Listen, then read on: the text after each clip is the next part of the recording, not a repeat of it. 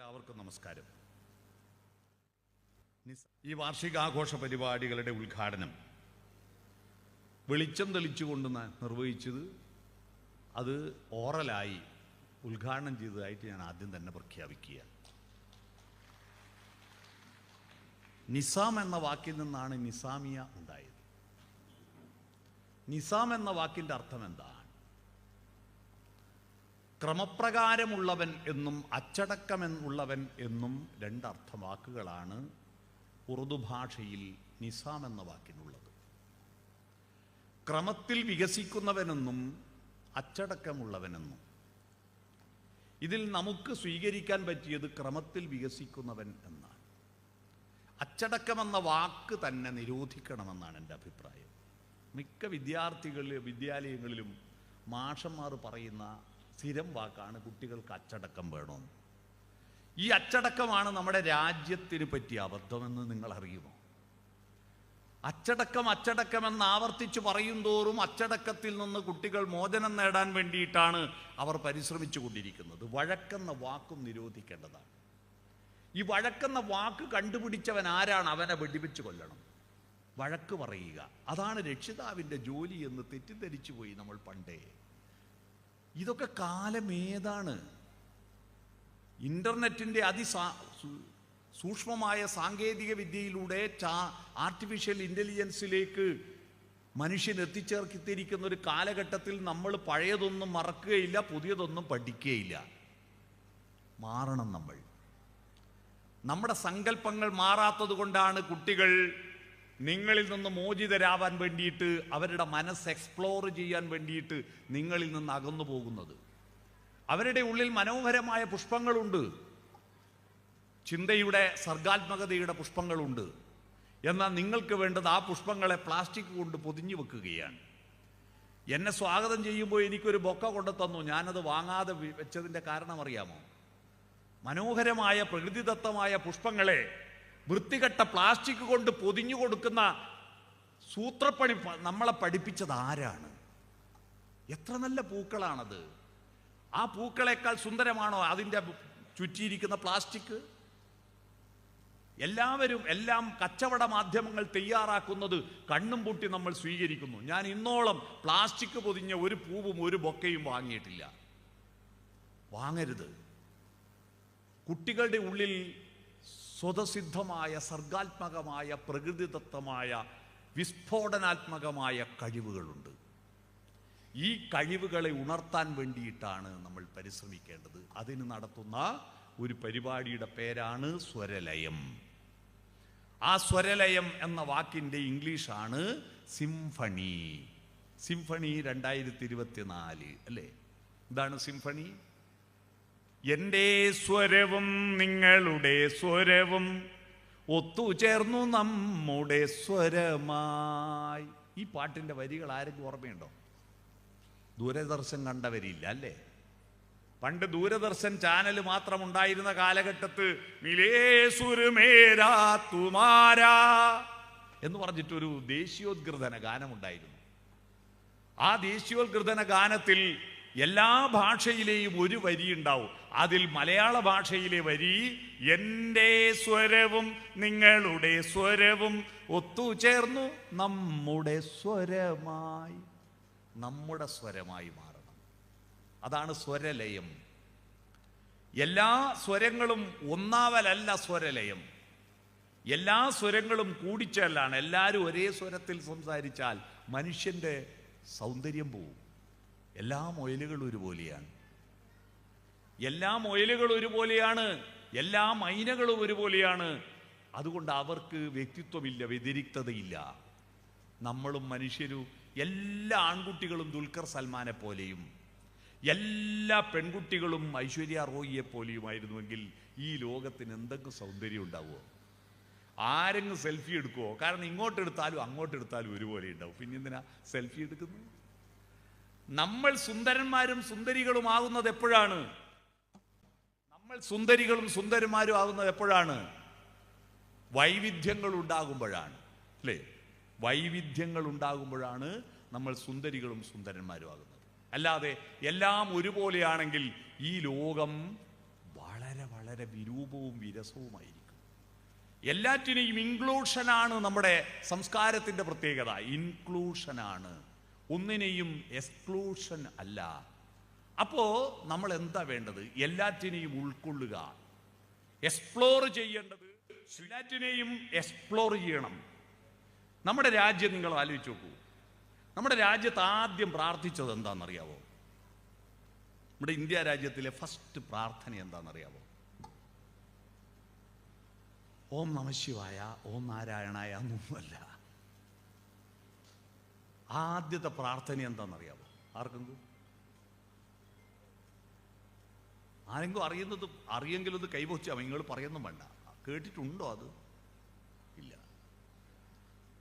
ഈ പ്രാർത്ഥനയാണ് യഥാർത്ഥത്തിൽ മനുഷ്യന്റെ പ്രാർത്ഥന.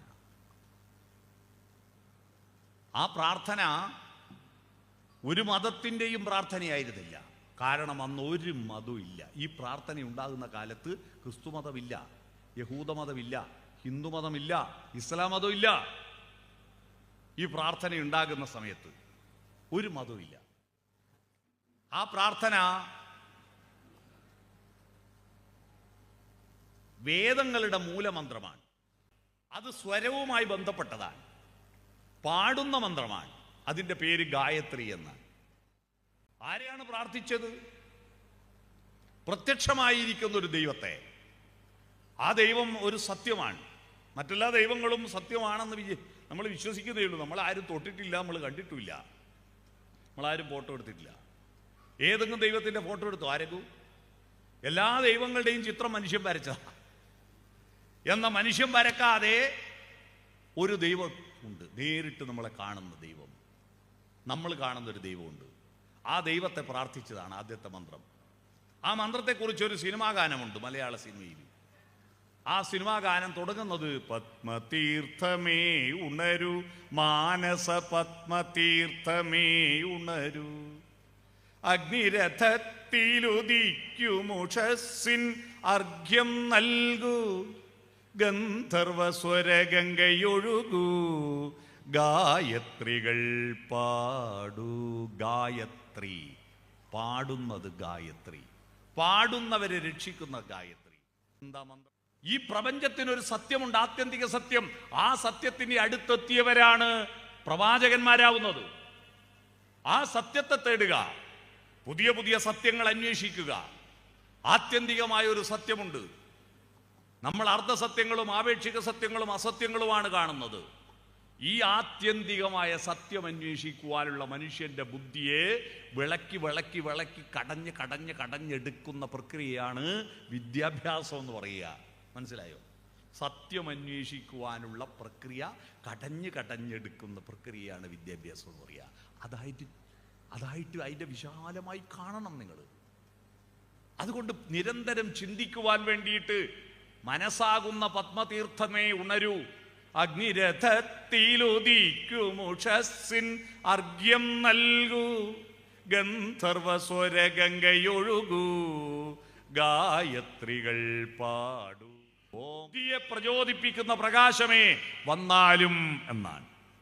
ആ ബുദ്ധിയെ പ്രചോദിപ്പിക്കുന്ന പ്രകാശമാണ്. ആ പ്രകാശം ചൊരിയുന്നവരാണ്, ആ പ്രകാശത്തെ ഫോക്കസ് ചെയ്യുന്നവരാണ് അധ്യാപകർ. അത്തരത്തിൽ പുതിയ പുതിയ അറിവിൻ്റെ സത്യത്തിൻ്റെ പ്രകാശത്തെ ഫോക്കസ് ചെയ്യുന്ന പ്രധാനപ്പെട്ട പ്രകാശത്തിൻ്റെ ഉറവിടമാണ് 110 kV സബ്സ്റ്റേഷനാണ് ഒരു വിദ്യാലയം. പ്രകാശത്തിൻ്റെ ഉറവിടം മനസ്സിലായോ?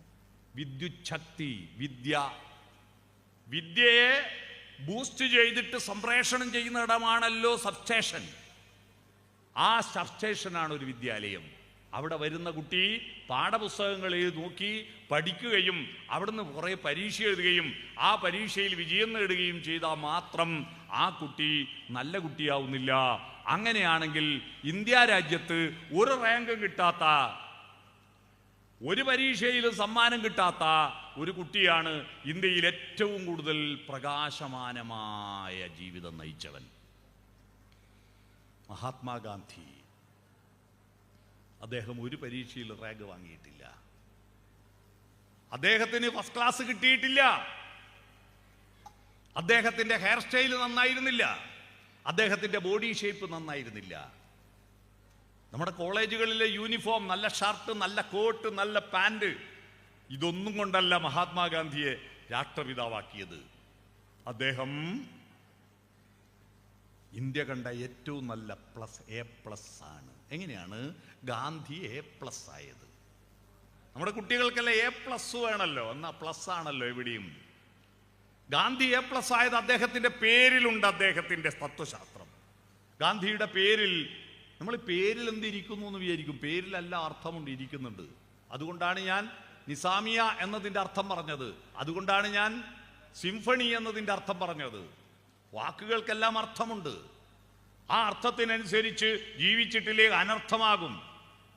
അർത്ഥത്തിനനുസരിച്ച് നമ്മുടെ കുട്ടികൾ പാടുന്ന പാട്ടുകളുടെ അർത്ഥം എന്തെന്ന് കുട്ടികളെ ബോധ്യപ്പെടുത്താത്തതിൻ്റെ ദുരന്തം കുറച്ച് കഴിയുമ്പോഴാണ് കുട്ടികളുടെ മനസ്സിൽ ഇത് പാടിപ്പാടിയിട്ട് അത് കുട്ടി അതായി മാറുന്നത്. ഞാനൊരു ഉദാഹരണം പറയാം. കഴിഞ്ഞ 15 കൊല്ലത്തിനിടയിൽ കുട്ടികൾ, കേരളത്തിലെ യുവാക്കൾ ഏറ്റവും കൂടുതൽ പാടിത്തുള്ളിയ ഒരു പാട്ടിന്റെ ദുരന്തം ഇപ്പൊ അനുഭവിച്ചു കൊണ്ടിരിക്കുക. അറിയുമോ? ലിവിങ് ടുഗദറിലെ കുട്ടികൾക്ക്, അനാഥ കുട്ടികളെ പോറ്റാൻ, ഈ കുട്ടികളെ നോക്കാൻ ആര്? കുടുംബ ബന്ധം എന്ന് പറഞ്ഞാൽ അച്ഛൻ, അമ്മ, മക്കൾ, അപ്പൂപ്പൻ, അമ്മൂമ്മ, അമ്മായി, അമ്മാവൻ, ഇതൊന്നും ഇല്ല. പിന്നെ മനുഷ്യരാവോ? മൃഗങ്ങൾ അങ്ങനെ ജീവിക്കുന്നില്ല ഇണചേർന്നിട്ട്. മനുഷ്യന്റെ വ്യത്യാസം എന്താ? ഒരു വാഴക്കന്ന് പൊരിച്ചു നട്ടാൽ ഒരു വാഴക്കന്നും തൻ്റെ തള്ളവാഴയെ പറ്റി ചിന്തിക്കാറില്ല. ഒരു പശു പ്രസവിച്ചാൽ മുലയൂട്ടുന്നത് വരെയെ ആ അമ്മയെക്കുറിച്ച്, തള്ളയെക്കുറിച്ചിട്ട് ആ പശുക്കുട്ടിക്ക് ചിന്തയുണ്ടാവും. പിന്നെ ആ പശുക്കുട്ടി തൻ്റെ അമ്മ ഭക്ഷണം കഴിച്ചോന്ന് ബേജാറാവാറില്ല. തൻ്റെ അമ്മയുടെ അമ്മ സുഖമായി ജീവിക്കുന്നൊന്നും അന്വേഷിക്കാറില്ല. അതുകൊണ്ടാണ് അവരെ മൃഗങ്ങളെന്ന് പറയുന്നത്. നമ്മൾ മനുഷ്യരാവുന്നത് എപ്പോഴാ? അച്ഛൻ, അമ്മ, സഹോദരൻ, അമ്മായി, അമ്മാവൻ, ഈ സ്നേഹബന്ധങ്ങളും അതിൻ്റെ ആർദ്രതയും ഇല്ല. പിന്നെ എന്തും മനുഷ്യനാ നമ്മള്? അതൊന്നും വേണ്ട. ഈ പാട്ടിൻ്റെ മെസ്സേജ് അതാ. അതിപ്പോ നിങ്ങൾ നോക്കൂ, കഴിഞ്ഞ ദിവസം ഒരു പഠന റിപ്പോർട്ട് വന്നു. കേരളത്തിലെ പെൺകുട്ടികൾ ഇപ്പോ പലതും പറയാ, കല്യാണം വേണ്ട. അവർ പറയുന്ന ന്യായം എന്താണെന്നറിയോ? ഇപ്പൊ അച്ഛനും അമ്മേനെയും പറയുന്നത് കേട്ടിട്ട് നടക്കുന്നു. ഇനിയിപ്പോ ആരാന്റെ അച്ഛനും അമ്മയും പറയുന്നത് കേട്ടിട്ട് ഞങ്ങൾക്ക് നടക്കാൻ പറ്റൂല. പുതിയ ഫിലോസഫി. ഏതോ ഒരുത്തൻ്റെ അച്ഛനും അമ്മയും പറയുന്നത് കേട്ടിട്ട് ഞങ്ങൾക്ക് നടക്കാൻ പറ്റില്ല. അപ്പൊ ഈ വിവാഹം എന്ന് പറയുന്ന ഏതോ ഒരു വീട്ടിൽ പോയിട്ട് അടിമപ്പണിയെടുക്കലാണെന്ന തെറ്റിദ്ധാരണ ഈ പുതിയ കാലഘട്ടത്തിലും കുട്ടികൾക്ക് തിരുത്താൻ പറ്റിയിട്ടില്ല. ഒരു വിവാഹം എന്ന് പറയുന്നത് രണ്ട് സംസ്കാരങ്ങളുടെയും, രണ്ട് വികാരങ്ങളുടെയും, രണ്ട് പ്രതിഭാസങ്ങളുടെയും സംഗമമാണെന്നും അതിലൂടെ ഉണ്ടാവുന്നത് ഒരു തീസിസ് ആൻഡ് ആന്റി തീസിസ് കൂടിയിട്ട് ഒരു സിന്തസിസ് ഉണ്ടാവുന്ന ഒരു പുതിയ കുഞ്ഞിനെ, ഒരു സംസ്കാരത്തെ സൃഷ്ടിക്കുന്ന മഹത്തായ കാര്യമാണ് വിവാഹമെന്നും പരിപാവനമാം വിവാഹമേ ഇതിന്റെ അടുത്തെന്ന് എഴുതി വെച്ചതാ. ഈ പോത്തങ്കോടിലേക്ക് വരുന്ന വഴിയിലല്ലേ തോന്നക്കല് അല്ലേ? ആ തോന്നക്കൽ ഒരു പുല്ല് വീടുണ്ട്. ആ ഇപ്പോഴും പുല്ലായിട്ട് നിൽക്കുന്ന വീടുണ്ട്. ആ വീട്ടിൽ രാമേന്ദ്ര സാറിന്റെ ഒരു പരിപാടിക്ക് വരുമ്പോൾ ഞാൻ ആ വീട്ടിൽ പോയിട്ട് കുറേ നേരം ഇരുന്നു. ആ പുല്ല് കൊണ്ട് മേഞ്ഞ ആ വീട്ടിൽ ഇരുന്നിട്ട് ഒരു മനുഷ്യൻ എഴുതി, പരിപാവനമാം വിവാഹമേ ശ്രുതിമന്ദാര മനോജ്ഞ പുഷ്പമായി ക്ഷിതിയിൽ കുളിരേകി നിന്ന നിന്റെ ഗതി കാൺകയത്രയഥപ്പതിച്ചു നീ. ചിന്താവിഷ്ടയായ സീത എഴുതിയ സ്ഥലമാണിത്, കുമാരനാശാൻ. മനസ്സിലായോ?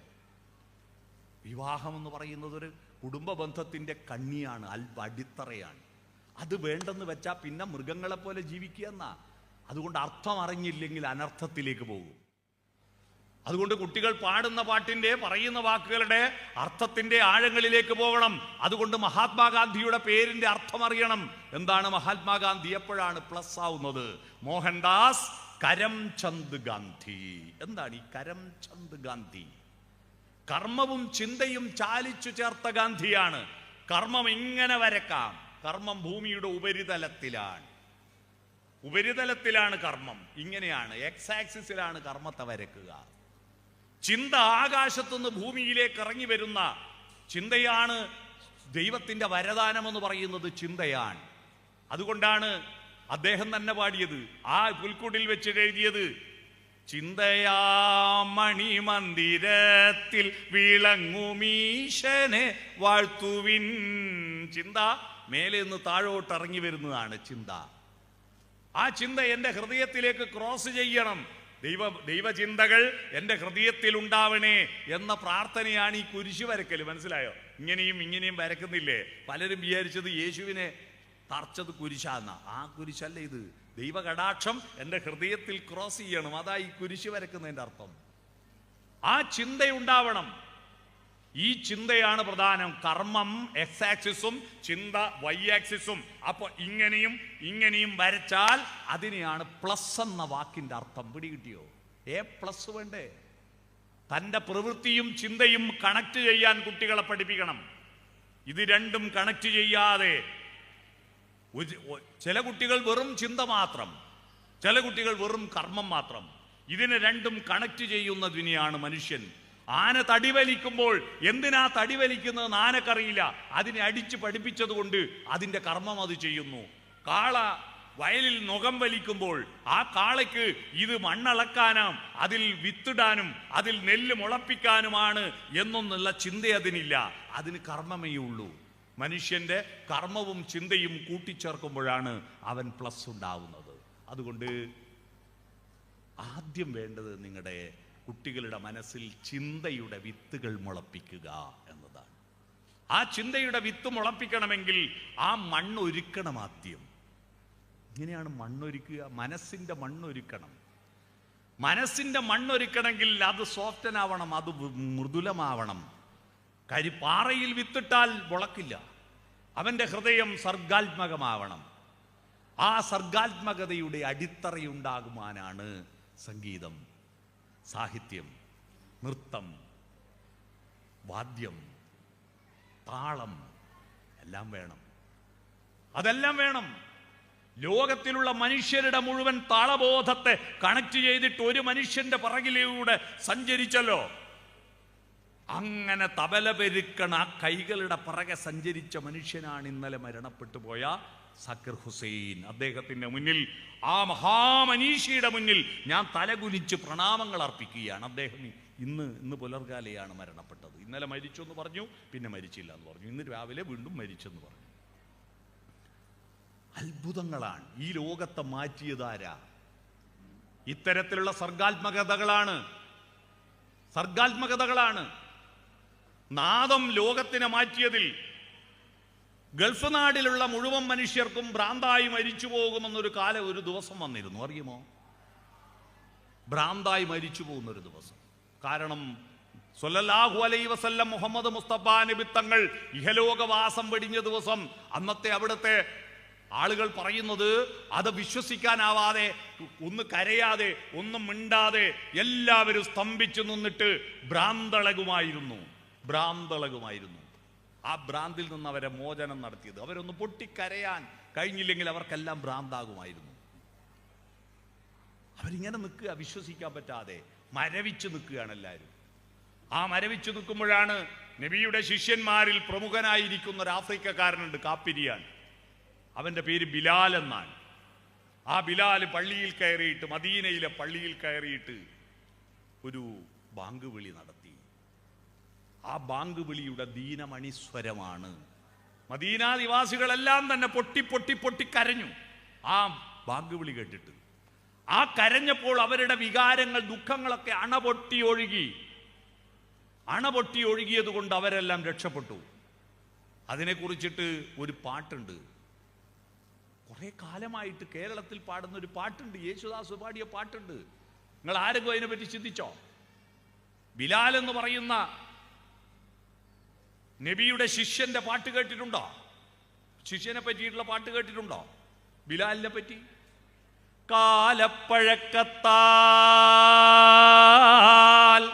കാലപ്പഴക്കത്താൽ മായ്ക്കാൻ കഴിയുമോ ബിലാലിൻ സുന്ദര ബാങ്കോലികൾ? ഖുർആന്റെ കുളിരിടും വാക്യങ്ങൾ എന്നുമേ കരളിലെ കറകൾ കഴുകിടുന്നു. 1000 കാതം അകലെയാണെങ്കിലും മായാതെ മക്ക മനസ്സിൽ നിൽപ്പൂ. ലക്ഷങ്ങളെത്തി നമിക്കും മദീന, അക്ഷയ ജ്യോതിസിൻ പുണ്യഗേഹം സഫാ മാർവാമലയുടെ ചോട്ടിൽ സാഫല്യം തേടി നേടിയോരെല്ലാം എന്ന പാട്ട് കേട്ടില്ലേ? അതിൽ ബിലാലിന്റെ സുന്ദര ബാങ്കുലികൾ എത്ര കാലം നിങ്ങൾ ഈ പാട്ടുപാട് കേൾക്കുന്നത്? എന്തെന്നാൽ ബിലാലിൻ്റെ ബാങ്കൊലിയുടെ പ്രത്യേകത അന്വേഷിച്ചോ? ഇല്ല. അതല്ല, ആരാ അന്വേഷിക്കും? നമുക്കെന്താ വേണ്ടേ? നമുക്ക് വാട്സപ്പിൽ ലൈക്ക് ഉണ്ടെന്ന് നോക്കണം, നമുക്ക് ചോറിന് കറി ഉണ്ടെന്ന് നോക്കണം, ഏടിയ പുതിയ പുതിയ ഹോട്ടലെന്ന് നോക്കണം. എന്താ നമ്മുടെ രാജ്യം? ഈ ധിയോയോന പ്രചോദയാത്, ബുദ്ധിയെ പ്രചോദിപ്പിക്കുന്ന പ്രകാശമേ വന്നാലും. ഇതാണ് ആദ്യത്തെ പ്രാർത്ഥന ഗായത്രി. ബുദ്ധിയെ പ്രചോദിപ്പിക്കുന്ന പ്രകാശമേ വന്നാലും, ഈ ഉർവിയെ വരേണ്യമാക്കുന്ന പ്രകാശമേ വന്നാലും. സവിതോർ വരേണ്യം, ഈ ഉർവിയെ വരേണ്യമാക്കുന്ന പ്രകാശമേ വന്നാലും. ആ പ്രകാശം, സൂര്യന്റെ പ്രകാശമാണ് ഈ ഭൂമിയിൽ ഉർവരതയുണ്ടാക്കിയത്, അല്ലേ? ഞാൻ തറവാട്ടുകാരനാണ്. തിരുവനന്തപുരത്ത് നിന്ന് കുറച്ച് വലത്തോട്ട് പോയാൽ, ഇപ്പൊ ഇങ്ങോട്ടത്തോട്ടല്ലേ ഞാൻ പറഞ്ഞു, തിരുവനന്തപുരത്ത് നിന്ന് കുറച്ച് അങ്ങോട്ട് പോയാൽ ഒരു സ്ഥലമുണ്ട്. ആ സ്ഥലത്തുള്ള ആൾ എഴുതി വെച്ചതാണ്, ഓർത്താൽ ഒരൊറ്റ തറവാട്ടുകാർ നാം, നാഥന്റെ മുറ്റത്തു വിളഞ്ഞിടുന്ന നന്മുന്തിരിക്കൊത്തു മനുഷ്യവർഗം. ആ സ്ഥലത്തിന്റെ പേര് ഉള്ളൂര് എന്നാ. ഉള്ളൂര് ഇവിടെയാണ്. ഉള്ളൂര് എസ് പരമേശ്വരയ്യർ എഴുതിയതാണത്. മനസ്സിലായോ? സത്യം അന്വേഷിക്കുമ്പോൾ ഇതിൽ കണ്ടെത്തണം. എന്നിട്ടും പഠിപ്പ് കൂടുമ്പോൾ തമ്മിൽ വെറുപ്പ് കൂടുന്നുണ്ടെങ്കിൽ പഠിപ്പിനെന്തോ കുഴപ്പമുണ്ടെന്നല്ലേ? അറിവ് കൂടുന്നു, അറിവ് കൂടുമ്പോൾ എന്തോ തകരാറ്, വെറുപ്പ് കൂടുന്നു. എന്താ പ്രശ്നം? അതിൻ്റെ കാരണം നിങ്ങൾ അവരുടെ അറിവിന് അടിത്തറയായിട്ട് വേര് പിടിപ്പിക്കുവാൻ സർഗാത്മകത സൃഷ്ടിച്ചില്ല. നിങ്ങളുടെ കുടുംബം സർഗാത്മകമാണോ? എല്ലാറ്റിൻ്റെ ദോഷം പറയും. ഞാൻ തെളിവ് തരാം, ഇപ്പൊ ഞാൻ തെളിയിച്ചു തരാം. നമ്മുടെ പത്രങ്ങളിൽ ആക്സിഡന്റ് ആയത്, തൂങ്ങിച്ചത്തത്, കൊലപാതകം നടത്തിയത്, അടിപിടി കേസ്, പീഡന കേസ്, ഇതെല്ലാം വായിക്കലുണ്ട്. എന്നാൽ ഉത്തരവാദിത്വത്തോടു കൂടിയിട്ട് ഗൗരവതരമായിട്ട് എഴുതുന്ന പത്രത്തിന്റെ പേജാണ് എഡിറ്റോറിയൽ പേജ്. Editorial page. ഈ എഡിറ്റോറിയൽ പേജ്, ഏതെങ്കിലും പത്രത്തിന്റെ എഡിറ്റോറിയൽ പേജ് വീട്ടിൽ കുടുംബത്തിൽ ഒന്നിച്ചിരുന്നിട്ട് ഒരു മാസത്തിനുള്ളിൽ ഒരു ദിവസമെങ്കിലും എഡിറ്റോറിയൽ പേജ് വായിച്ച രക്ഷിതാക്കളൊന്ന് കൈവൊക്കെയാട്ടെ. ആരെങ്കുണ്ടോ? ഒരാളില്ല. ഇപ്പൊ മനസ്സിലായോ ഭീകരന്മാരാ നിങ്ങളെന്ന്? തൂങ്ങിച്ചത്തും കണ്ടുതുള്ളിയതും കൊലപാതകമല്ലേ വായിക്കുക? നല്ലത് വായിക്കോ? ഇല്ല. എന്നിട്ട് കുട്ടികളെ കുറ്റം കുറെ മാമന്മാരിറങ്ങിയിട്ടുണ്ട്. ഇന്നത്തെ ചെറുപ്പക്കാരിൽ അങ്ങനെയാ ഇങ്ങനെ എന്തിനു കൊള്ളും? ഇത് പറയലുള്ള ഇവരുടെ പണി. ഇവർ ചെയ്യേണ്ടതൊന്നും ചെയ്തിട്ടില്ല. നമ്മുടെ കുട്ടികൾക്ക് പോസിറ്റീവ്നെസ്, ഇത് I am okay, you are not okay പഠിച്ച് പഠിച്ച് കുട്ടി പിന്നീട് എൻ്റെ ജാതി മാത്രം ശരി, എൻ്റെ മതം മാത്രം ശരി, എൻ്റെ ദൈവം മാത്രം ശരി, എൻ്റെ പാർട്ടി മാത്രം ശരി, എൻ്റെ രാജ്യം മാത്രം ശരി. ലോകത്തെ ഏറ്റവും നല്ല രാജ്യം ഏതാ? ഇന്ത്യ. കാരണം എൻ്റെ രാജ്യമായതുകൊണ്ട്. പാകിസ്ഥാൻകാർ പറയുന്നു എൻ്റെ രാജ്യമാണ് ഏറ്റവും നല്ലത്. അത് എൻ്റെ രാജ്യമായതുകൊണ്ട്. എന്തുകൊണ്ട് എൻ്റെത് നല്ലതായി? എൻ്റെതായതുകൊണ്ടല്ല നല്ലതാവുന്നത്. അതിൻ്റെ കാരണം കണ്ടെത്തണ്ടേ? ഇത് കൊണ്ട് കലാപങ്ങൾ ഉണ്ടാവുകയാണ്. ഈ ചർച്ചകളാണ്. എന്നാ വേറൊരു ചർച്ച എന്താ? വേറൊരു ചർച്ച എന്താ? ഒന്നിക്കൽ എല്ലാം മോശം, രണ്ടാമത്തത് ഇവ മോശം. 50ൽ 45 മാർക്ക് വാങ്ങിയിട്ട് മകൻ വന്നാൽ 45-ന് ഒരു ഷെയ്ക്കൻഡ് കൊടുത്തിട്ടുണ്ടോ ഇതുവരെ? ഇല്ല. ഏതാ 5 തെറ്റിച്ചത്? അതാ അറിയേണ്ടത്. കിട്ടാത്ത 5-നാ വില, കിട്ടിയ 45-ന് വിലയില്ല, അല്ലേ? കിട്ടിയ 45-ന് ഒരു വിലയില്ല, കിട്ടാത്ത 5-നാ വില. എല്ലായ്പ്പോഴും കുറ്റപ്പെടുത്തൽ, എപ്പോഴും ശപിക്കൽ, അപകർഷത. ഇല്ലകൾ കൂട്ടിയിട്ടാ രാവിലെ വിളിക്കുക. നെഗറ്റീവിൻ്റെ ചേർത്തിട്ടേ വിളിക്കൂ, പോസിറ്റീവ് ചേർത്ത് വിളിക്കൂ. രാവിലെ എന്താ? രാവിലെ തുടങ്ങും ഇല്ലകളുടെ വില്ല. ഇല്ലകൾ പൂക്കുന്ന വില്ലയല്ലേ? രാവിലെ തുറന്നു എണീക്കുന്നില്ലേ, പല്ല് തേക്കുന്നില്ലേ, കുളിക്കുന്നില്ലേ, ടോയ്ലറ്റിൽ പോകുന്നില്ലേ, ഇല്ലേ ഇല്ലേ ഇല്ലേ എന്നാ ഇല്ല കൂട്ടിയിട്ടേ പറയൂ. രാവിലെ തന്നെ കുട്ടി കേൾക്കുന്ന ശബ്ദം എന്താ? രാക്ഷസീയതയാണ്. സ്വരം ഒച്ചയെ നാദമാക്കിയപ്പോഴാണ് മനുഷ്യനുണ്ടായത്. ഏഹേ എന്ന അട്ടഹാസം മാറിയിട്ട് ഒറ്റക്കമ്പി നാദം മാത്രം മൂളും വീണാഗാനം ഞാൻ എന്ന് പാടാൻ മനുഷ്യനെ കഴിയൂ. എന്നാ നിങ്ങൾ രാവിലെ കുട്ടികളെ വിളിക്കുന്നത് നിഷാദാണോ ഷഡ്ജാണോ? സ്കൂൾ ബസ് വരേണ്ട സമയമായിട്ടും പയ്യൻ എഴുന്നേറ്റിട്ടില്ല, ഭക്ഷണമാണെങ്കിൽ ആയിട്ടില്ല. രാവിലെ തന്നെ നിഷാദല്ലേ, കാട്ടാളത്വമാണ് ഉണർത്തുന്നത്. കുട്ടികൾക്ക് നെഗറ്റീവ് ശബ്ദമാണ് കൊടുക്കുന്നത്. എപ്പോഴും പ്രാകും. ഇത് കേട്ട് കേട്ട് കുട്ടിക്ക് തോന്നും I am not okay, you are okay. അപകർഷതാബോധം. എന്നെ ഒന്നിനും കൊള്ളില്ല, നിങ്ങളെല്ലാം വലിയ ആളാ. അതാണ് ഈ അപകർഷതാബോധം. പണ്ട് പെൺകുട്ടിയൊക്കെ ആയിരുന്നു, നേരെ തിരിഞ്ഞു. ഇപ്പോൾ ഇക്കൊല്ലം തന്നെ ഒരു 200 സ്കൂളിൽ പോയിട്ടുണ്ട്. ആ സ്കൂളിൽ പോയിട്ട് ഞാൻ ക്ലാസ് എടുത്ത് കഴിഞ്ഞാൽ ആ ക്ലാസ്സിനെ പറ്റി 2 വർത്തമാനം പറയാൻ വേണ്ടി പറഞ്ഞാൽ പെൺകുട്ടികൾ നല്ല എനർജറ്റിക് ആയിട്ട് ഓടിക്കുകയും വരും. ആൺകുട്ടികൾ പ്ലാസ്റ്റിക് സഞ്ചി അടുപ്പിലിട്ട പോലെ വിളിക്കുമ്പോൾ ചുളുങ്ങിക്കൊള്ളും. ആൺകുട്ടികൾ വളരെ നെഗറ്റീവാണ്. അപകർഷതാബോധം അവർക്കാ കൂടുതൽ. പെൺകുട്ടികളാ എനർജറ്റിക്. ഇപ്പോൾ I am not okay, you are okay എന്ന മനോഭാവം. ഒരു ടീം മാറ്റിയിട്ട് അച്ഛനും അമ്മയും കുടുംബാംഗങ്ങളും ചെയ്യേണ്ടത് കുട്ടികൾ ഉണ്ടാകേണ്ട മനോഭാവം I am okay, you are okay. ഞാനും കുഴപ്പമില്ല, നിങ്ങളും കുഴപ്പമില്ല, എല്ലാം നല്ലതാ, എല്ലാം നല്ലതാ. ഈ ലോകത്തിന് വ്യക്തികൾക്കൊക്കെ ചെറിയ തകരാറേ ഉണ്ടാവൂ. പക്ഷെ നമ്മൾ മുഴുവൻ നോക്കുക തകരാറില്ല, നെഗറ്റീവാ നോക്കുക. നിങ്ങൾ 9 വിരലിന് രത്നത്തിൻ്റെയോ പവിഴത്തിൻ്റെയോ സ്വർണത്തിൻ്റെയോ മോതിരിടുക. 9 വിരലിന് മോതിരിടുക. എന്നിട്ട് ഒരു വിരലിന് മാത്രം ബാൻഡേജ് ചുറ്റുക. എന്നിട്ടൊരു കല്യാണം വിട്ട് പോയോക്കട്ടെ. മോതിരൂട്ട വിരൽ ആരെങ്കിലും നോക്കുവോ? ഇല്ല. എല്ലാവരും എന്താ പറ്റിയെന്ന് ചോദിക്കും. നെഗറ്റീവ് കാണല നമ്മുടെ പ്രാധാന്യം. ഞാൻ കഴിഞ്ഞ ദിവസം വാട്സപ്പിൽ ഒരു ഫോട്ടോ കണ്ട. ഒരു പയ്യൻ കൈക്ക് ബാൻഡേജ് ചുറ്റിയിട്ട് എന്തോ എല്ല് പൊട്ടിയിട്ട് കെട്ടിയതാണ്. മറ്റേ കയ്യിൽ ഇങ്ങനെ ഒരു പ്ലക്കാർഡ്, അതിൻ്റെ മേലെ എഴുതിയിരിക്കുന്നു ഒന്ന് വീണതാണ്, ചെറിയ പൊട്ടുണ്ട്, കൂടുതലൊന്നുമില്ല. ഇതെല്ലാവരും ഇത് ചോദിച്ചിട്ട് മറുപടി പറയാൻ മടുത്തിട്ട് കയ്യിൽ എഴുതി കൈമ പിടിച്ചിരിക്കുക. എന്നാൽ പിന്നെ ഇത് വായിച്ചാൽ പിന്നെ വേറെ ഒന്നും ചോദിക്കൂലല്ലോ. നെഗറ്റീവുകളെയാണ് നമ്മൾ നോക്കുന്നത്. നെഗറ്റീവുകളെ. ഈ ലോകം മൊത്തം പോസിറ്റീവാ. പക്ഷെ നമ്മൾ നെഗറ്റീവിനെ മാത്രം ചൂണ്ടിക്കാണിക്കുന്നു.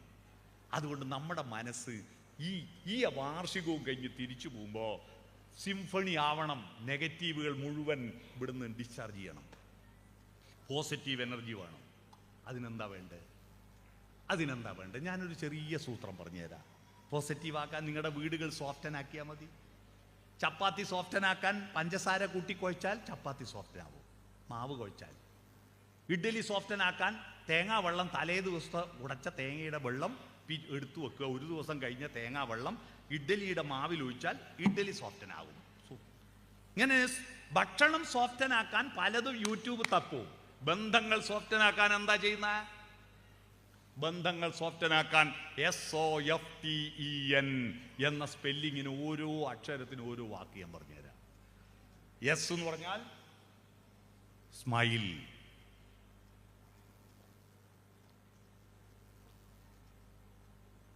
എസ് എന്ന് പറഞ്ഞാൽ സ്മൈൽ, പുഞ്ചിരിക്കുക. പുഞ്ചിരിക്കാൻ അറിയുന്ന ഒരേ ഒരു ജന്തു മനുഷ്യനാണ്. മറ്റൊരു ജീവജാലവും പുഞ്ചിരിക്കില്ല. എന്നിട്ടും മക്കളോട് പുഞ്ചിരിക്കാൻ എന്നില്ല. പിന്നെ നിങ്ങൾ എന്തിനാ ഉപ്പയും ഉമ്മയും അച്ഛനും അമ്മയാന്ന് പറഞ്ഞ് നടക്കുന്നത്? രാവിലെ എഴുന്നേറ്റ് വരുമ്പോൾ തന്നെ നിങ്ങൾ കണ്ടിട്ടുണ്ടോ? നിങ്ങളുടെ മുഖം കണ്ണാടിയിൽ നോക്കൂ. വീട്ടിൽ CCTVയിൽ പതിഞ്ഞിട്ടുണ്ടാവും നിങ്ങളുടെ മുഖം. രാവിലെ എഴുന്നേറ്റ് വരുമ്പോൾ ഈ പ്ലാവിൻ്റെ മേലെ നിന്ന് താഴെ വീണ കൂഴച്ചക്ക പോലെ ഉണ്ടാവും രാവിലെ തന്നെ മുഖം. രാവിലെ എഴുന്നേറ്റിട്ട് നിങ്ങളുടെ ജോലി എന്താ? പുഞ്ചിരിച്ചു നിൽക്കുന്ന ആ സൂര്യനെ കാണാൻ വേണ്ടി വീട് പുഞ്ചിരിക്കണം. വാതിൽ തുറക്ക്. വീടിന്റെ ജനലും വാതിലും ഉണ്ടാക്കിയത് അടക്കാനല്ല, തുറക്കാനാ. ആ ഉദിച്ചു വരുന്ന സൂര്യപ്രകാശം ദൈവം പ്രത്യക്ഷപ്പെട്ട് കിടക്കുന്ന ഞാൻ കാണിച്ചു തരണോ? പ്രത്യക്ഷ ദൈവം കാട്ടിത്തരണോ? നിങ്ങൾ അമ്പലവും പള്ളിയും അന്വേഷിച്ച് പോണ്ട. നിങ്ങളുടെ വീടിന്റെ പുൽക്കൊടിത്തുമ്പിന്റെ മൂർധാവിൽ പ്രഭാതത്തിൽ ദൈവം പ്രത്യക്ഷപ്പെട്ടിട്ടുണ്ടാവും. പക്ഷേ ദൈവത്തെ കാണാൻ നമ്മുടെ മനസ്സൊന്ന് ചെറുങ്ങനെ ഒന്ന് എഡിറ്റ് ചെയ്യണം. നമ്മുടെ മനസ്സൊന്ന് അഡ്ജസ്റ്റ് ചെയ്താൽ ആ ദൈവത്തെ കാണാം. എന്താ അത്? ആ പുൽക്കൊടിത്തുമ്പിന്റെ മൂർധാവിൽ മഞ്ഞുതുള്ളികൾ ഉണ്ടാവില്ലേ? ആ മഞ്ഞുതുള്ളികളിൽ സൂര്യകിരണങ്ങൾ തട്ടുമ്പോൾ ഉണ്ടല്ലോ, ആ മഞ്ഞുതുള്ളികൾ ഇങ്ങനെ ചുവന്നു വരുന്ന കാണാം. ആ ചുവന്നു വരുമ്പോൾ രത്നഖചിതമായ പുൽക്കൊടിത്തുമ്പുകളെ കണ്ടിട്ട് ഉഷാകിരണങ്ങൾ പുൽകി പുൽകി തുഷാരബിന്ദുവിൻ വദനം ചുവന്നു പകലിൻ മാറിൽ ദിനകരകരങ്ങൾ പവിഴമാലികകൾ അണിഞ്ഞു എന്നൊരു പാട്ട് പാടൂ.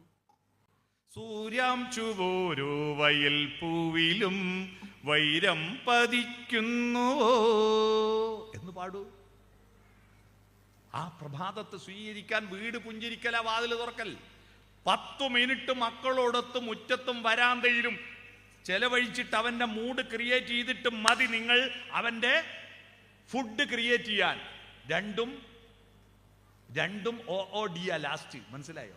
ഒന്ന് M ഒന്ന് F, അത്രയേ ഉള്ളൂ. MOOD ക്രിയേറ്റ് ചെയ്തിട്ട് മാത്രമേ നിങ്ങൾ FOOD ക്രിയേറ്റ് ചെയ്യണ്ടൂ. അവൻ്റെ മനസ്സ് ക്രിയേറ്റ് ചെയ്യൂ. ആദ്യം ഒന്ന് അല്പനേരം നടക്ക്, പോസിറ്റീവായിട്ടൊന്ന് സംസാരിക്കുക. ഒരു 1/4 മണിക്കൂർ വരാന്തയിലും മുറ്റത്തും ചെലവഴിച്ചിട്ട് എന്നിട്ട് മതി അടുക്കളയിൽ കയറിയിട്ട് ഫുഡ് ഉണ്ടാക്കാൻ. ആദ്യം MOOD ഉണ്ടാക്കുക, എന്നിട്ട് FOOD ഉണ്ടാക്കാം. നിങ്ങൾ പുഞ്ചിരിക്കുക, സ്മൈൽ, പുഞ്ചിരിക്കണം. യെസ് മാത്രം ഞാൻ പറഞ്ഞത്. അടുത്തത് ഓപ്പൺ ഹേർട്ട്, ഹൃദയം തുറന്ന് വർത്തമാനം പറയൂ. നമ്മുടെ ചെറുപ്പക്കാരുടെ ഇപ്പോഴത്തെ ഏറ്റവും പ്രശ്നം അവർ ചങ്കുകളെ നോക്കി പോകുന്നു എന്നല്ലേ? അതിൻ്റെ പ്രതി അച്ഛനും അമ്മയാ. നിങ്ങൾ അവരുടെ ചങ്കാവണം. അതിന് അവർ നിങ്ങളെ ചങ്കാക്ക്. ചങ്കുകളോട് പറയും പോലെ ഹൃദയം തുറന്ന് വർത്തമാനം പറ. നിങ്ങളുടെ ഹൃദയത്തിൽ തുറന്നു വെച്ചാൽ അവർ നിങ്ങളുടെ ഹൃദയത്തിൽ കയറി ഒന്നും മാത്രമല്ല, അവരുടെ ഹൃദയം തുറക്കും. ഈ ഹൃദയം തുറക്കൽ ഒരു പ്രചോദിത കമ്പനാണ്. ഞാൻ ഹൃദയം തുറക്കുമ്പോൾ നിങ്ങളുടെ ഹൃദയം തുറക്കും.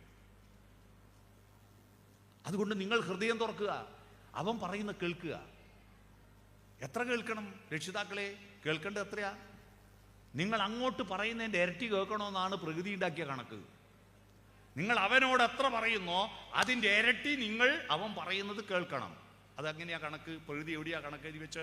1:2 എന്ന് എഴുതി വെച്ച്. പറയാൻ ഒരു നാവല്ലേ ഉള്ളൂ, കേൾക്കാൻ 2 ചെവിയില്ലേ? അപ്പൊ പറയുന്നതിൻ്റെ ഇരട്ടി കേൾക്കണ്ടേ? ഹൃദയം തുറക്കുക, ഹൃദയം തുറന്ന് വർത്തമാനം പറയുക. ഈ സ്കൂളും വിട്ട് വന്നാൽ 1/2 മണിക്കൂർ നേരം നിങ്ങൾ കുട്ടികളോടൊത്ത് ഇരിക്കുക. 1/2 മണിക്കൂർ അവൻ പറയുന്നത് കേൾക്കുക. സ്കൂളിലെ വിശേഷങ്ങൾ പറയട്ടവൻ. പറയുമ്പോഴൊക്കെ കയറി ഇടപെടരുത്. 1/2 മണിക്കൂർ നേരം വീട്ടിൽ വന്ന ഉടനെ ചെറിയതായാലും വലുതായാലും വരാന്തയിലിരിക്കുക. സ്കൂളിലുള്ള മാഷന്മാരെ പറ്റി വിശേഷങ്ങളെല്ലാം പറയട്ടെ, വഴിയിൽ കണ്ടതെല്ലാം പറയട്ടെ അവൻ. അതിലെല്ലാം കയറി ഇടപെടരുത്. ഇടപെടേണ്ടതുണ്ടെങ്കിൽ അന്നേരം ഒന്നും പറയരുത്. കുറേ കഴിഞ്ഞിട്ട് അവൻ കുളിയൊക്കെ കഴിഞ്ഞ് വന്നാൽ നീ നേരത്തെ പറഞ്ഞപ്പോൾ ഒരു വിഷയമില്ലേ, അതിലങ്ങനെ നീ പറയണ്ടായിരുന്നു കേട്ടോ, കുഴപ്പമില്ല, ഇനി ശ്രദ്ധിച്ചാൽ മതി. അല്ലാതെ എല്ലാത്തിലും കയറി ഇടപെടരുത്. പിന്നെ അവൻ പറയില്ല, അമ്മേ അച്ഛാ എനിക്കൊരു ഏട്ടൻ ഒരു മുട്ടായി തന്നു. ഏതാ ഏട്ടൻ? അറിയില്ല കേട്ടോ, നല്ല ഏട്ടൻ. ആ ശരി, നാളെയും തരൂന്ന് പറഞ്ഞിട്ടുണ്ട്. പിറ്റേന്ന് മുട്ടായി തന്നിട്ടുണ്ടെങ്കിൽ നിങ്ങൾ അച്ഛനാണ് അമ്മയാണ്, അവൻ്റെ അച്ഛനും അമ്മയാണെന്ന് ഉറപ്പുണ്ടെങ്കിൽ ഇനി മുട്ടായി വാങ്ങരുതെന്ന് പറയരുത്. 3-ാമത്തെ ദിവസം നിങ്ങൾ മുട്ടായി കൊടുക്കുന്ന സ്ഥലത്തെത്തിയിരിക്കണം, ഉറപ്പ്. ആരാണ് മുട്ടായി കൊടുക്കുന്നത് കണ്ടെത്തണം. 3-ാമത്തെ ദിവസവും മുട്ടായി കൊടുത്താൽ 4-ാമത്തെ ദിവസം മുട്ടായിക്ക് 10 രൂപ ചോദിക്കും അവൻ. 10 രൂപ പിന്നെ 50 രൂപയാവും. പിന്നെ മുട്ടായി ഇല്ലാതെ ഈ കുട്ടിക്ക് നിൽക്കാൻ പറ്റില്ല എന്നൊരവസ്ഥ വരും. അങ്ങനെയാണ് മയക്കുമരുന്നിലേക്ക് കുട്ടിയെ ആകർഷിക്കുന്നത്. ആരാണ്? നിങ്ങൾ ഉടൻ തന്നെ അങ്ങനെയൊന്നും വാങ്ങരുത് എന്ന് പറഞ്ഞാൽ അവൻ വേറൊരാൾക്ക് കൊടുക്കും. നിങ്ങൾ ഉടനെ കുട്ടികളോടൊന്നും പറയണ്ട, നിങ്ങൾ അവിടെ പോയി നിൽക്കുക, മുട്ടായി കൊടുക്കുന്നവൻ ആരാണെന്ന് ഒളിച്ചിരുന്ന് കണ്ടെത്തുക, അവനെ പിടിക്കുക. അത്രേ മാർഗമുള്ളൂ. ഇത് നിങ്ങളോട് അവൻ പറയണമെങ്കിൽ നിങ്ങൾ ചെവി കൊടുക്കണം, മുന്നോട്ട് കുനിയണം, കേൾക്കാൻ തയ്യാറായി. ഉപ്പയും ഉമ്മയും അച്ഛനും അമ്മയും വർത്തമാനം കാണുന്ന കുട്ടികൾക്ക് നല്ല സംസ്കാരമുണ്ടാകുമെന്നാണ് മനഃശാസ്ത്രജ്ഞന്മാർ പറയുന്നത്. അപ്പം നിങ്ങൾ ചില സ്ത്രീകൾ പറയും, നിങ്ങളെന്നാ കളിക്കുന്ന കുട്ടികൾ കാണുന്നില്ലേ എന്ന്. കുട്ടികൾ കാണെ പ്രേമിക്കണം, കുട്ടികൾ കാണെ ശണ്ട കൂടാം, കുട്ടികൾ കാണെ വെറുക്കാം, കുട്ടികൾ കാണെ പാത്രം എറിഞ്ഞ് പൊളിക്കാം, എല്ലാം ചെയ്യാം. അതിനൊരു നാണമില്ല. കുട്ടികൾ കാണെ പ്രേമിക്കാൻ നാണിക്കുന്ന വൃത്തികെട്ട സ്വഭാവമാണ് മലയാളികളായ അച്ഛനമ്മമാർ കാണിക്കുന്നത്. അതിൻ്റെ ദുരന്തം കുട്ടികൾ അനുഭവിക്കുക. കുട്ടികളുടെ മുന്നിൽ അച്ഛനും അമ്മയും പരസ്പര ബഹുമാനത്തോടുകൂടി ഈക്വാലിറ്റിയിൽ സ്നേഹപൂർവ്വം സംസാരിക്കണം. എപ്പോഴൊന്നും അങ്ങനെ പറ്റില്ല. കുട്ടികൾ സ്കൂളിൽ പോയിട്ടാകുമ്പോൾ നിങ്ങളുടെ വെറുപ്പ് മുഴുവൻ തീർത്തോ, പക്ഷെ സ്കൂളും വിട്ട് വരുമ്പോഴേക്ക് ഡീസൻ്റ് ആയിരിക്കണം. മനസ്സിലായോ? പ്രേമം എന്ന് പറയുന്നത് കല്യാണം വരെയുള്ള പരിപാടിയല്ല. കല്യാണം കഴിഞ്ഞിട്ട് മരണം വരെ പ്രേമിക്കണം. മരണം വരെ കുട്ടികൾ കാണുന്നത്. ഈ പ്രേമം എന്ന് പറഞ്ഞാൽ കല്യാണം വരെയുള്ള തരികിട പരിപാടിയാണെന്നാണ് കുട്ടികൾ ധരിച്ചത്. അതുകൊണ്ടാണ് നിങ്ങൾ നോക്കൂ, കല്യാണം വരെ വാട്സപ്പിൽ ഐ ലവ് യു 100 പ്രാവശ്യം ചെയ്തു അയക്കുമല്ലേ. കല്യാണം കഴിഞ്ഞതിന് ശേഷം ഒരു തവണ I love you I like you എന്ന് പറഞ്ഞിട്ടുണ്ടോ നിങ്ങൾ? ഭാര്യയും ഭർത്താവും തമ്മിൽ I love you I like you പറയാൻ പാടില്ലേ? എന്താ പറയാത്തത്? എന്താ പറയാത്തത്? നമ്മുടെ വീട് ഡെമോക്രാറ്റിക് ആവണം. നമ്മുടെ വീട് ഡെമോക്രാറ്റിക് ആവണം. എന്താണ് ഡെമോക്രസി എന്ന് പറഞ്ഞാൽ പഞ്ചായത്ത് മെമ്പർ MLA MP തിരഞ്ഞെടുക്കുന്ന പരിപാടിയാ ഡെമോക്രസി? നോ. വ്യക്തികൾ തമ്മിലുള്ള ബന്ധത്തിന്റെ സർഗാത്മകതയാണ് ഡെമോക്രസി എന്ന് പറഞ്ഞാൽ കുടുംബത്തിൽ എല്ലാവരും പറയുന്നത് കേൾക്കുകയും സമ്മതിച്ചു കൊടുക്കുകയും ചെയ്യണം. അതിൻ്റെ ലക്ഷണമാണ് നോഡിങ്, തല കുലുക്കണം. മക്കൾ ഒരു കാര്യം പറഞ്ഞാൽ അത് ശരിയാണെങ്കിൽ ഈഗോ ആണ്. ഈ കുട്ടികൾ മുഴുവൻ വഷളാക്കുന്നതിൻ്റെ പ്രധാനപ്പെട്ട അതിൻ്റെ വിത്ത് നമ്മുടെ രക്ഷിതാക്കളുടെ വൃത്തികെട്ട ഈഗോ ആണ്. ഞാനാണ് ഈ വീടിൻ്റെ ഓണർ, ഞാനാണ് നിങ്ങളെ സൃഷ്ടിച്ചവൻ, ഞാനാണ് ഇവിടെ വരുമാനം കൊണ്ടുവരുന്നവൻ, ഞാനാണ് ഭക്ഷണം തരുന്നവൻ. ഇതൊക്കെ നിങ്ങൾ ആ ഈഗോ കാണിച്ച ഒരു ഗുണവും കുട്ടിയൊക്കെ ഉണ്ടാവുന്നില്ല. അതിനു പകരം പരസ്പരം മനസ്സ് തുറന്ന് വർത്തമാനം പറഞ്ഞിട്ട് അവൻ പറയുന്നത് സത്യമെങ്കിൽ സമ്മതിച്ചു കൊടുക്കാൻ, തലകുലുക്കി സമ്മതിക്കാൻ തയ്യാറാവുക. പരസ്പര ബഹുമാനം. മക്കള് ചെറിയ കുട്ടികളാണെങ്കിലും നമ്മളെക്കാൾ വിവരമുണ്ട്, അറിയില്ലേ? നമ്മളെക്കാൾ വിവരമുള്ള കുട്ടികളാണ്. എൻ്റെ മകനിപ്പം BSc MSc ഇന്റഗ്രേഷൻ കോഴ്സിന് പഠിക്കുക.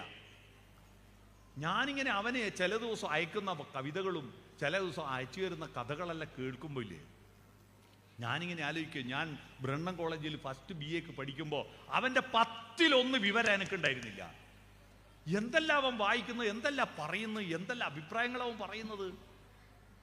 അതുകൊണ്ട് എനിക്ക് എന്തൊരു ബഹുമാനാണ് അവനോട്. ഞങ്ങൾ ചങ്കുകളാ.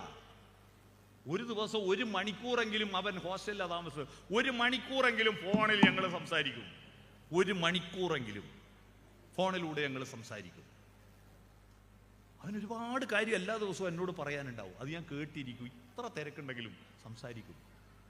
മക്കളോടൊത്ത് വർത്തമാനം പറയാനോ അവൻ പറയുന്നത് കേട്ടിരിക്കാൻ തയ്യാറാവുക. അപ്പൊ soft and smile, open head, forward lean, touch, eye contact, nodding. പുഞ്ചിരിക്കുക, ഹൃദയം തുറക്കുക, മുന്നോട്ട് കുനിയുക, തൊടുക, കണ്ണിൽ നോക്കുക, തലകുലിക്ക് സമ്മതിക്കുക. അത്തരത്തിൽ നിങ്ങളുടെ കുടുംബം സോഫ്റ്റനാവുക. അവിടെ പുതിയ പുതിയ കവിതകൾ നിങ്ങളും വായിക്കണം, കഥകളും വായിക്കണം. നമ്മുടെ രക്ഷിതാക്കളുടെ ഏറ്റവും വലിയ പ്രശ്നം എന്താ? ഞാനൊരു ചെറിയ ഉദാഹരണം പറയാം. മത്തൻ എന്ന് പറയുന്നൊരു പച്ചക്കറി ഉണ്ടല്ലോ. മത്തൻ നട്ടിട്ട് അതിന് ഞങ്ങളുടെ നാട്ടിൽ അതിന് പറയുക, ഒരു ചെറുനാരങ്ങയുടെ വലുപ്പത്തിൽ മിടി എന്ന് പറഞ്ഞൊരു ഇത്ര വലുപ്പത്തിലൊരു കായ ഉണ്ടാവും. മിടി. ഇവിടെ പൂവല് എന്തോ പറയുക, പൂവല്. ഈ പൂവല് ഒരു മൺകലത്തിനകത്തിട്ട് വെക്കുക. എന്നിട്ട് മത്തന് നല്ലോണം വെള്ളവും കൊടുക്കുക. ഈ പൂവലിങ്ങനെ വളരും മത്തനായിട്ട്. അപ്പോൾ മൺകലം വളരില്ലല്ലോ. അപ്പോൾ എന്തിനു സംഭവിക്കും? മൺകലം പൊട്ടും കുറെ കഴിഞ്ഞ്. അല്ല, മൺകലത്തിന് ഉറപ്പുണ്ടെങ്കിലോ ഈ മത്തം കെട്ടുപോകും. നമ്മുടെ കുട്ടികളാണ് ഈ പൂവല്, നിങ്ങളാണ് മൺകലം. കുട്ടി വളരുമ്പം നിങ്ങൾ വളർന്നില്ലെങ്കിൽ നിങ്ങളെ ധിക്കരിച്ച് കുട്ടി പുറത്തു പോകും. മത്തൻ മൺകലം പൊട്ടിക്കും. ഇനി നിങ്ങൾ ഭയങ്കര അച്ചടക്കത്തിൽ പോറ്റി ഭയങ്കര ഉറപ്പുള്ളവരാണെങ്കിലോ മത്തം കെട്ടുപോകും, കുട്ടിക്ക് വിവരമില്ലാണ്ടായി പോകും. കുട്ടികൾ വളരുന്നതിന് ആനുപാതികമായി അച്ഛനും അമ്മയും വളരണം, ഉപ്പയും ഉമ്മയും വളരണം. നമ്മളൊരു പ്രശ്നം എന്താ മലയാളികൾ? കല്യാണം കഴിഞ്ഞാൽ അല്ലെ ജോലി കിട്ടിയാൽ പിന്നെ ഒരക്ഷരം വായിക്കാത്ത മഹാന്മാരും മഹതികളും അല്ലേ ഇവിടെ ഇരിക്കുന്ന ഭൂരിപക്ഷം അല്ലേ? എന്തോ വായിക്കാറുണ്ടോ? ഞാൻ ദുബായ് സ്വപ്നങ്ങൾ അലങ്കരിക്കുന്ന വീടായി മാറുക. സ്വപ്നങ്ങൾ അലങ്കരിക്കും നമ്മുടെ വീടു കണ്ട് സ്വർഗം നാണിക്കുന്നു. അല്ലാതെ വീടെന്ന് പറയുന്നത് ഭക്ഷണം പാചകം ചെയ്യുന്ന ഹോട്ടൽ മുറിയല്ല, ആളുകൾ കിടന്നുറങ്ങുന്ന ലോഡ്ജ് മുറിയല്ല, സാധനങ്ങൾ സൂക്ഷിക്കുന്ന ക്ലോക്ക് മുറിയല്ല, വിസർജനത്തിന് വേണ്ടിയിട്ടുള്ള കംഫർട്ട് സ്റ്റേഷനും. ഇത് മാത്രമാണോ നിങ്ങളുടെ വീട്? എങ്കിൽ നിങ്ങളുടെ വീട്ടിൽ നിന്ന് പോകുന്ന കുട്ടി വ്യക്തിത്വവും സർഗാത്മകതയുള്ള കുട്ടിയായി വളരില്ല. ഇത് മാത്രം ചേർന്നാൽ നിങ്ങളുടെ വീട് വീടാവില്ല. ആ വീട്ടിൽ നല്ല ആശയവിനിമയം വേണം, നല്ല പാട്ടുകൾ വേണം, നല്ല സ്വപ്നങ്ങൾ വേണം, നല്ല കഥകളും കവിതകളും വേണം, നല്ല സ്നേഹങ്ങൾ വേണം. അത്തരത്തിൽ നിങ്ങൾ വീടിനെ ഒരു വിദ്യാലയമാക്കുക. കാരണം സ്കൂളിൽ കുട്ടിയെ കിട്ടുന്നത് എത്രയാ? 6 മണിക്കൂറല്ലേ കുട്ടിയെ കിട്ടുന്നുള്ളൂ മാഷക്ക്. 18 മണിക്കൂറിൽ 1 മണിക്കൂർ വരാനും പോകാനും കഴിച്ച് 24 മണിക്കൂറിൽ 17 മണിക്കൂറും കുട്ടി നിങ്ങളുടെ വീട്ടിലാ, ഊണിലും ഉറക്കിലും നിങ്ങളുടെ കൂട്ടത്തിലാ. അതുകൊണ്ട് നിങ്ങളുടെ ഓരോ ചലനവും നിങ്ങളുടെ ഓരോ നാദവും അവൻ്റെ സ്വഭാവത്തെ രൂപീകരിക്കുന്നതിന് പ്രധാനപ്പെട്ട പങ്ക് വഹിക്കും. അതുകൊണ്ട് ഈ സ്കൂളിൻ്റെ വാർഷികം എന്ന് പറയുന്നത് വിദ്യാഭ്യാസ പ്രക്രിയ മാഷും കുട്ടിയും തമ്മിലുള്ള ഒരു പരിപാടിയല്ല, അതൊരു ത്രിവേണി സംഗമമാണ്. മാഷും കുട്ടിയും അതുപോലെ രക്ഷകർത്താവും കൂടിച്ചേരണം. കുട്ടികൾക്ക് സർഗാത്മകത വളർത്തുന്ന സർവകലാശാലയാണ് വീടെന്ന് പറയുന്നത്. ആ സർവകലാശാലയെ തിരിച്ചു പിടിക്കൂ. ഞാൻ കുട്ടികൾക്ക് വേണ്ടി പലതും പറയണമെന്ന് വിചാരിച്ചിരുന്നു, പക്ഷെ കുട്ടികൾ ആരും സദസ്സിലില്ല. അതുകൊണ്ട് ആ രക്ഷിതാക്കളെ മാത്രം ഫോക്കസ് ചെയ്തിട്ട് ഞാൻ സംസാരിച്ചത്. കുട്ടികളാണെങ്കിൽ ഞാനിപ്പം വിഷയം വേറെ ആയിരിക്കും.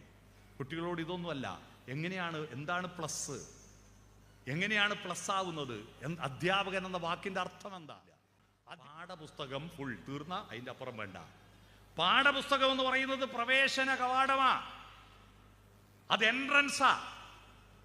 അതിലൂടെ അറിവിന്റെ മഹാസാമ്രാജ്യത്തിലേക്ക് കുട്ടി കുതിക്കണം, പോകണം. അതിനു വേണ്ടിയിട്ടാണ് നമ്മുടെ കുട്ടികൾ പഠിപ്പിക്കേണ്ടത്. അവൻ്റെ മനസ്സ് ഇൻപ്ലോർ ചെയ്യല്ല, പരീക്ഷയിലും പാഠപുസ്തകത്തിലും കെട്ടിയിടല്ല. അവൻ്റെ മനസ്സ് എക്സ്പ്ലോർ ചെയ്യും, പൊട്ടിത്തെറിക്കട്ടെ, പുതിയ പുതിയ ചിന്തകളിലേക്ക് പോകട്ടെ. അവൻ്റെ ശരീരം പൊട്ടിത്തെറിക്കുന്നതാണ് സ്പോർട്സ്, അവൻ്റെ മനസ്സ് പൊട്ടിത്തെറിക്കുന്നതാണ് ആർട്സ്. ഈ പൊട്ടിത്തെറിക്കാൻ അവസരം കിട്ടാതിരിക്കുമ്പോഴാണ് പുതിയ പല്ല് പുറത്തേക്ക് വരാൻ പഴയ പല്ല് പൊരിച്ച് വഴി കൊടുത്തിട്ടില്ലെങ്കിൽ ആ പല്ല് കൊന്ത്രം പല്ലാകും.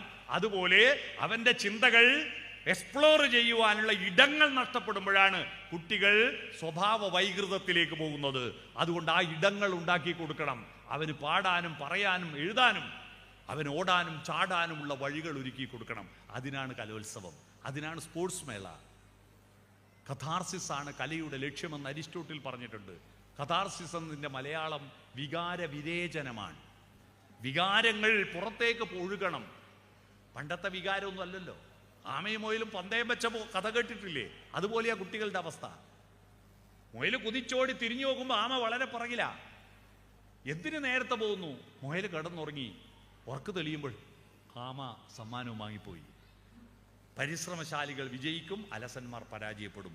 മാഷ് നമുക്ക് കഥ ഗുണപാഠവും പറഞ്ഞായിരുന്നു, തീർന്നു അവിടെ. ഉറങ്ങരുത്. പക്ഷെ നിങ്ങൾ നിരന്തരം അവന്റെ മനസ്സിനെ നവീകരിച്ചു കൊണ്ടിരിക്കുക.